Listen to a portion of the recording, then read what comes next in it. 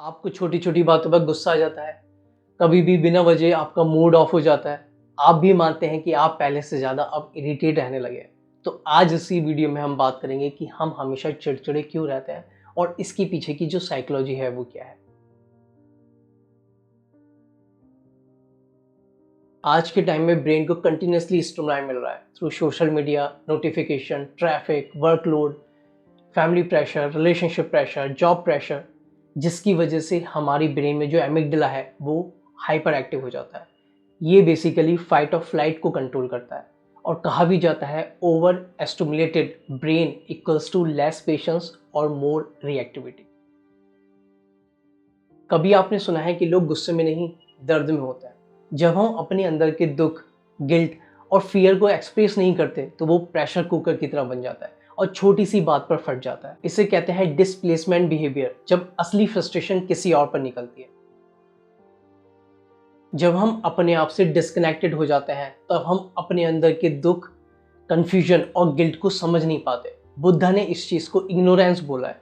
उन्होंने बोला है कि जब हम अपनी बॉडी और माइंड पर होने वाली सेंसेशंस को इग्नोर करते हैं, समझते नहीं हैं, तो वही चीज़ हमारे अंदर एक इरिटेशन पैदा करती है, क्योंकि वो दुख पैटर्न बढ़ता चला जाता है। न्यूरोसाइंस में एक कंसेप्ट है हेप्स लॉ। इसका मतलब यही है, neurons that fire together wire together. यानी जब आप हर सिचुएशन में, हर प्रॉब्लम में रिएक्ट करने लगते हैं तो ब्रेन का एक सर्किट स्ट्रांग हो जाता है और फिर ओवर द टाइम वो चीज़, वो गुस्सा, वो इरिटेशन एक डिफॉल्ट नेचर बन जाता है। आप बिना चाहे भी वो चीज़ आपके थ्रू हो जाएगी। First, body skin meditation. इसमें जब आप अपनी बॉडी पर होने वाली सेंसेशंस को ऊपर से लेके नीचे तक और नीचे से लेके ऊपर तक देखते चले जाते हैं, बिना रिएक्ट किए सिर्फ ऑब्जर्व करते हैं, तो वो संस्कार कम होने लगते हैं, उनका पैटर्न टूटने लगता है।